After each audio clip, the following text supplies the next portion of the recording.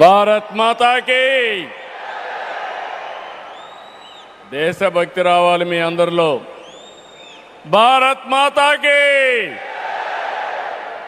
భారత్ మాతాకి, తెలుగు తల్లికి, తెలుగు తల్లికి అందరికీ నమస్కారం. Honourable prime minister Narendra Modi గారు, ఆనరబుల్ గవర్నర్ అబ్దుల్ నజీర్ గారు, ఉప ముఖ్యమంత్రి మిత్రుడు పవన్ కళ్యాణ్ గారు, వేదికపై ఉన్న పెద్దలందరికీ ఈరోజు అల్లూరి సీతారామరాజు ఇంటర్నేషనల్ ఎయిర్పోర్ట్ సందర్భంగా ఉత్తరాంధ్ర ప్రజలందరికీ ముందుగా శుభాకాంక్షలు. ఉత్తరాంధ్రలో కొత్త చరిత్రకు నాంది పలికేలా ఎయిర్పోర్ట్ నిర్మాణానికి సహకరించిన రైతులందరికీ ముందుగా పాదాభివందనం చేస్తున్నాను. మీరు కేవలం భూములు మాత్రమే ఇవ్వలేదు, ఉత్తరాంధ్రకు బంగారు భవిష్యత్తు ఇచ్చారు. నేడు ఉత్తరాంధ్రకి ఇంటర్నేషనల్ ఎయిర్పోర్ట్ వచ్చింది. ఉత్తరాంధ్రకి అంతర్జాతీయ ఐటీ దిగ్గజం గూగుల్ వచ్చింది. ఉత్తరాంధ్రకి ప్రపంచ స్థాయి స్టీల్ కంపెనీ ఆర్సీఆర్ మిత్తల్ వచ్చింది. ఇంకా ఎన్నెన్నో. ఇవన్నీ ఎలా వచ్చాయి? ఒక్కసారి మీరు ఆలోచించుకోవాల్సిన అవసరం ఉంది. 2 ఏళ్ల క్రితం విధ్వంసమైన రాష్ట్రం. ఆ రోజు నేను, పవన్ కళ్యాణ్ గారు, నరేంద్ర మోడీ గారి నాయకత్వంలో మీ అందరికీ ఒక హామీ ఇచ్చాం. రాష్ట్రాన్ని పునర్నిర్మాణం చేస్తామన్నాం, నిలబెట్టుకున్నాం. మోడీ గారి చేతుల మీదుగా ప్రారంభించుకున్న ఎయిర్పోర్టు ఉత్తరాంధ్రకు ఒక మణిహారం. నేను అందుకే పదే పదే చెప్తున్నాను, ఉత్తరాంధ్ర కలలకు రెక్కలొచ్చాయి. ఎర్ర బస్సు రాదన్నారు, ఎయిర్ బస్సు వచ్చింది. అవహేళన చేసిన వాళ్ళు అడ్రస్ లేకుండా పోయే పరిస్థితికి వచ్చారు. ఆ రోజు ఎన్నో ఈ ప్రాంత ఆశలని, ఆకాంక్షల్ని తక్కువ చేశారు, అడ్డుపడ్డారు. అన్ని అధిగమించాం. అద్భుతమైన ఎయిర్పోర్ట్ ఈరోజు నిర్మాణం అయిందంటే ఇది ఉత్తరాంధ్రకి గర్వ కారణమని మరొకసారి విజ్ఞప్తి చేస్తున్నాను. కొత్త ఎయిర్పోర్టు మన్యం వీరుడు అల్లూరి సీతారామరాజు పేరు పెట్టుకున్నాం. పేరు తలుచుకుంటేనే గుండె ఉప్పొంగుతుంది. గిరిజనులతో కలిసి ఆయన చేసిన స్వాతంత్ర పోరాటం దేశం ఎప్పటికీ మరిచిపోదు. ఉత్తరాంధ్ర శక్తికి నిదర్శనం ఈ ఎయిర్పోర్టు. ఎందుకంటే ఈ ఎయిర్పోర్ట్ నిర్మించింది ఎవరో కాదు, ఉత్తరాంధ్ర వాసి జిఎంఆర్, ఈ ప్రాంత వాసి. ఇంకొక పక్క దీనికి తొలి అడుగు వేసిన అశోక్ గజపతి రాజు ఇక్కడి వారి ఏవియేషన్ మంత్రిగా నిర్మాణం పూర్తి చేసే బాధ్యత తీసుకున్న రామ్మోహన్ నాయుడుది కూడా ఉత్తరాంధ్రనే. ఇది ఉత్తరాంధ్ర సత్తా అని మరొక్కసారి మీ అందరికీ విజ్ఞప్తి చేస్తున్నాను. ఈరోజు ఉత్తరాంధ్ర దశ దిశ మార్చి కీలక ప్రాజెక్టు ప్రారంభానికి వచ్చిన మోడీ గారికి మనస్ఫూర్తిగా ధన్యవాదాలు. ఈరోజు మనందరం గుర్తుపెట్టుకోవాలి, వెంటిలేటర్ పైనున్న ఆంధ్రప్రదేశ్కి ఆక్సిజన్ ఇచ్చి ఈరోజు నిలబెట్టిన వ్యక్తి నరేంద్ర మోడీ గారు. నేను మిమ్మల్ని అడుగుతున్నా, ఆంధ్రుల సెంటిమెంట్, విశాఖ ఉక్కు నిలబెట్టింది ఎవరని గట్టిగా మీరు చెప్పాల్సిన బాధ్యత మీ పైన ఉంది. ఎవరు? ఎవరు? విశాఖ రైల్వే జోన్ మంజూరు చేసి విభజన హామీని నెరవేర్చింది ఎవరు? పోలవరానికి సాయం చేసి గాడిన పెట్టింది ఎవరు? రాజధానికి నిధులిచ్చి పనులు పునఃప్రారంభించిన వ్యక్తి ఎవరు? 2027 భోగాపురంలో చెప్తున్నాను, పోలవరాన్ని పూర్తి చేసి మన ప్రధాని చేతుల మీద జాతికి అంకితం చేస్తామని హామీ ఇస్తున్నాం. 2028 అమరావతి మొదటి దశ పనులన్నీ పూర్తి చేసి మన ప్రధానమంత్రి నరేంద్ర మోడీ గారి చేతుల మీదుగా ప్రారంభిస్తామని మీ అందరికీ హామీ ఇస్తున్నాను. దీనికి మనందరం థ్యాంక్స్ చెప్పాలనా లేదా అని అడుగుతున్నా. చెప్పాలనా లేదా అని అడుగుతున్నా. థ్యాంక్ యూ, థ్యాంక్ యూ, ధన్యవాదాలు, ధన్యవాదాలు. ఏఎస్ఆర్ ఎయిర్పోర్టు 2703 ఎకరాలు, 5641 కోట్ల రూపాయలు అద్భుతంగా వచ్చింది. ఎయిర్పోర్టుని ఫ్లయింగ్ ఫిష్ ఆకారం నిర్మించారు. మన తీర ప్రాంతాన్ని ఇది గుర్తు చేస్తుంది. అటు సముద్రం, ఇటు పచ్చని కొండల మధ్య విమాన ప్రయాణమే కొత్త అనుభూతిని తీసుకొస్తుంది. నేను చాలా విమానాశ్రయాలు చూశాను, కానీ భోగాపురం ఒక ప్రత్యేకమైన ఎయిర్పోర్ట్ అని మరొకసారి మీకు విజ్ఞప్తి చేస్తున్నా.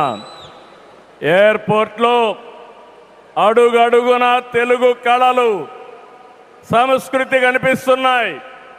తెలుగు ముగ్గులు, ఏటి కొప్పాక బొమ్మలు, కూచిపూడి నృత్యం, తోలు బొమ్మలాట, బొబ్బలి వీణ, నాదస్వరం, లేపాక్ష నంది వంటివి ప్రతిబింబించేలాగా తీర్చిదిద్దారు. విశాఖ నుంచి భోగాపురాన్ని నిర్మించే బీచ్ కారిడారు ప్రకృతి అందాలతో మరింత ఆకర్షణ తెస్తుంది.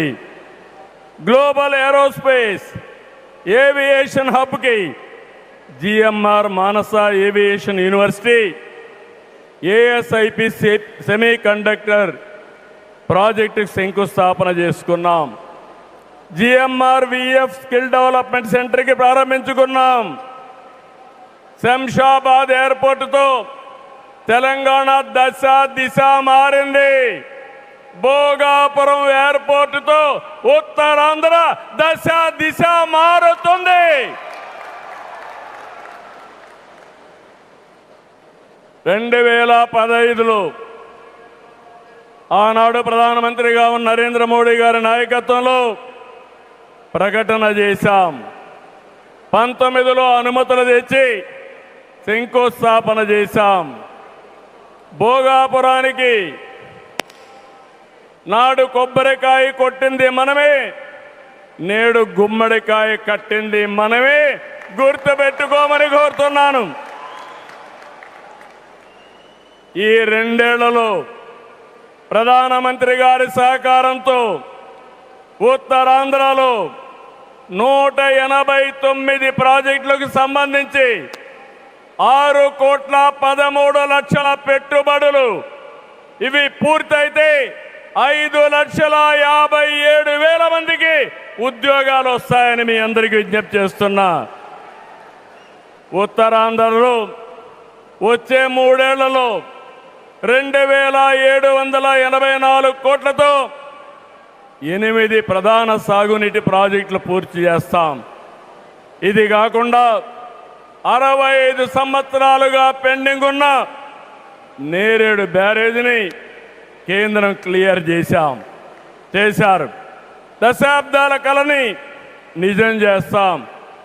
ఈ నెల 14వ తేదీన గోదావరి నీటిని ఉత్తరాంధ్రకి ముఖ్యంగా అనకాపల్లికి తీసుకొచ్చే బాధ్యత ఎన్డీఏ ప్రభుత్వం తీసుకుంటాం. గోదావరి పోల వంశధారిని అనుసంధానం చేసే బాధ్యత తీసుకుంటాం. ఉత్తరాంధ్రలో టూరిజం, ఫార్మా, నేషనల్ హైవేలు, పోర్ట్లు, ఎయిర్పోర్ట్లు, railway connectivity, rare earth minerals, ప్రసిద్ధ పుణ్యక్షేత్రాలు, అరకు, పాడేరు, సుందర ప్రాంతాలు లేనిదంటూ లేదు. వీటితో ఉత్తరాంధ్ర నుంచి వలసలు పోరు. వేరే ప్రాంతాల్లో శ్రీకాకుళం కాలనీలు ఉండవు. వేరే ప్రాంతం నుంచి ఉత్తరాంధ్రకు వలసలు వచ్చే రోజు తొందరలోనే ఉందని మరొకసారి విజ్ఞప్తి చేస్తున్నాను.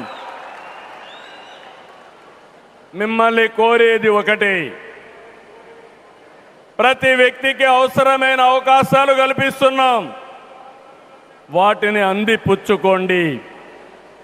మీ జీవితాలకి మార్చుకుంటూనే సమాజం కోసం, ఈ ప్రాంతం కోసం పనిచేయాల్సిందిగా మిమ్మల్ని అందరినీ కోరుతున్నా.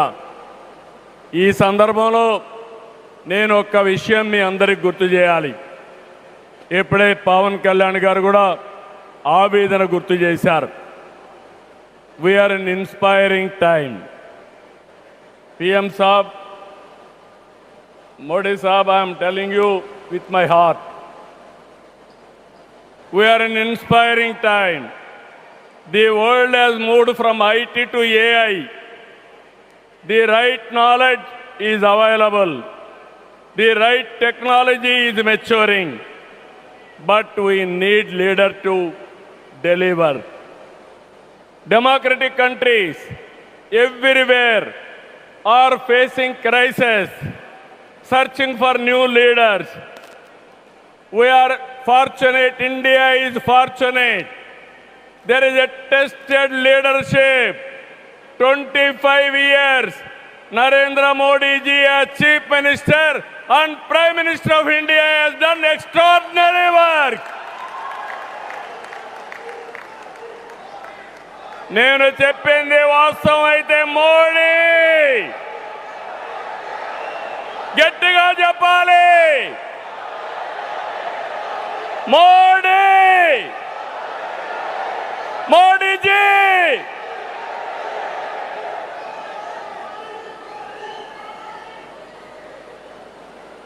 He is the only one leader in the democratic world with the knowledge, the technology and the ability to carry 144 crore people and make this nation forward. For the last 12 years, all of us have to compare tremendous track record, digital public infrastructure. Today I can say proudly, world largest transactions, digital transactions are happening not in America, not in China, but in India.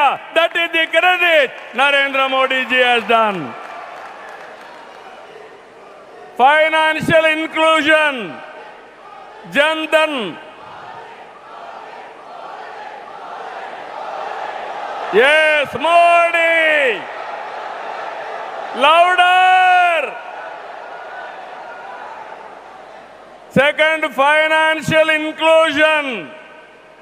Ordinary man, JAM. It is a historical moment. Without corruption, any benefit is going to the last mile, that is DBT. Nowhere in the world, in India it has been established. Infrastructure, You have seen Bhogapuram. Like this, so many airports. National highways, I can say proudly, nowhere in the world our national highways can beat. Railways, yesterday, high-speed trains are coming. And also, green hydrogen train has come in India. First time, that is what Narendra Modi ji. Ports, metros, green energy. Nobody dreamt 500 gigawatts of green energy. Surya Ghar. And also, he promoted green energy like anything. GST is a breakthrough reform. Welfare, every poor person house, Ayushman Bharat, LPG, JJM, through JJM, every home he wanted to give tap water. GDP, wealth creation, from 11th place, he brought it to 4th place. That is the pride. National defense and also security. There is no Naxalism, no terrorism. Under his leadership, we are all safe. Foreign policy, one of the best foreign policy. Every country is shocked to hear that. Space, science, technology. If we talk anything, I have seen in my past 5 decades career. 1978, I became first time MLA. 1980, I became minister. First time, I have seen a leader with clear clarity. Always, he works with a single agenda, nation first. I am asking one thing, how many leaders with dedication they have worked? In my experience, only one leader, that is Narendra Modi, has done extremely good work.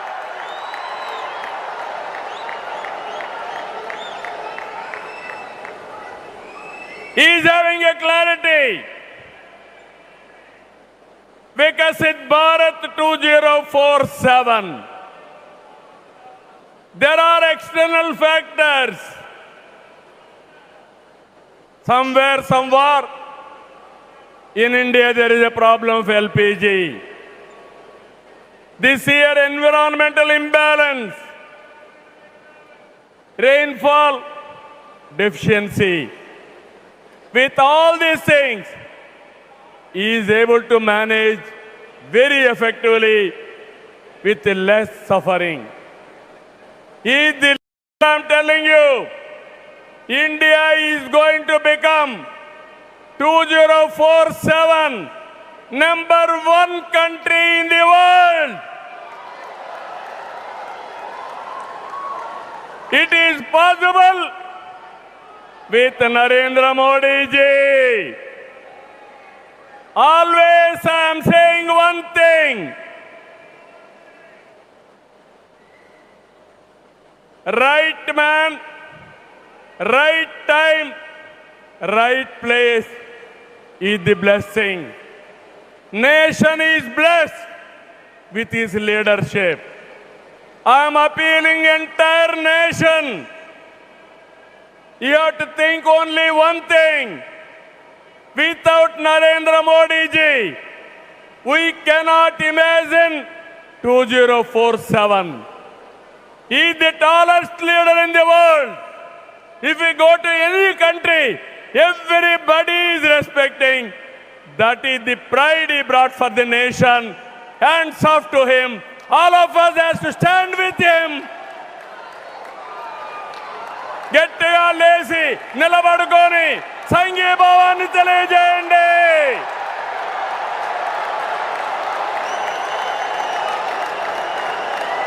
గట్టిగా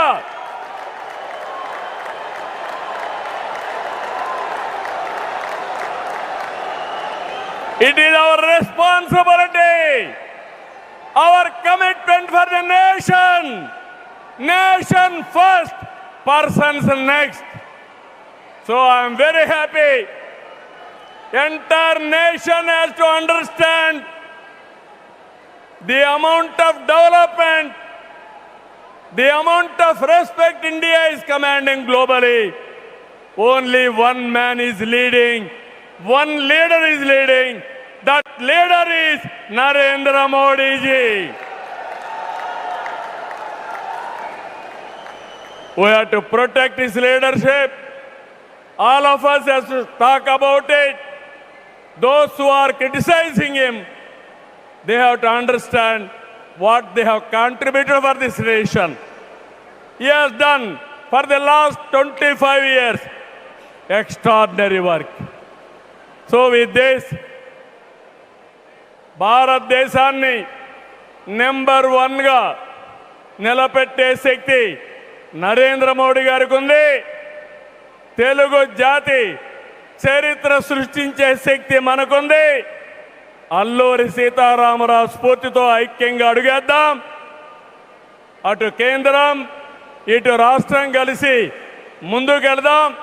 తెలుగు జాతిని number 1గా చేసుకోవాలని మరొక్కసారి మీ అందరికీ విజ్ఞప్తి చేస్తూ, ఉత్తరాంధ్ర మళ్ళీ చెప్తున్నా, ఇంక మీరు పేద అరుపులు అరవడానికి లేదు. ఉత్తరాంధ్ర ఉత్తమ ఆంధ్ర, నెంబర్ 1 ఆంధ్ర, నెంబర్ 1 ప్రపంచంలో దేశం రావాలి. విత్ దిస్ మరొకసారి మీ ఉత్సాహం చూశాను, మీ కమిట్మెంట్ చూశాను. ఇక్కడ ఎంతమంది ఉన్నారో ఎంతమంది బయటనున్నారు. ఈరోజే మన గిరిజన పిల్లలు దింసా డాన్స్ చేసి గిన్నీస్ రికార్డు తెప్పించారు, వరల్డ్ బుక్ ఆఫ్ రికార్డ్స్ తెప్పించారు. వాళ్ళందరినీ అభినందిస్తూ మనస్ఫూర్తిగా ఈ కార్యక్రమాన్ని జయప్రదం చేసిన మిమ్మల్ని అందరినీ అభినందిస్తూ ధన్యవాదాలు తెలియజేసుకుంటూ సెలవు తీసుకుంటున్నాను. జై భారత్, జై తెలుగు తల్లి, జై హింద్.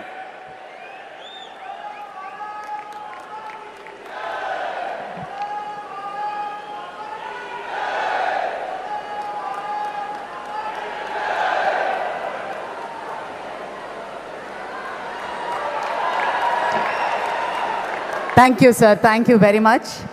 మరి ఎంతగానో ఎదురు చూస్తున్నటువంటి ఆ మధుర క్షణం ఆసన్నమైంది.